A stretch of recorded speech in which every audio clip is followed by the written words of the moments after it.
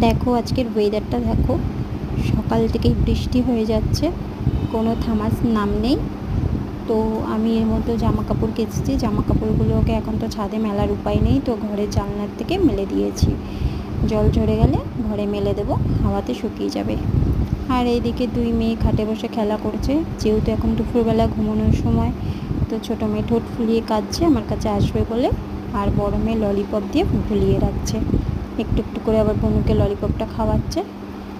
আর বনু দিদিভাইকে খাইয়ে দিয়েছে, তো দিদিভাই ভীষণ খুশি যেহেতু বোন খাইয়ে দিয়েছে। আর এদিকে আমার বর বাজারে গেছিলো, তো বাজার থেকে আসার সময় দুটো ভুট্টা নিয়ে এসেছিলো। এখন আর কিছু করবো না, এটাকে রেখে দেবো, সন্ধেবেলা পোড়াবো।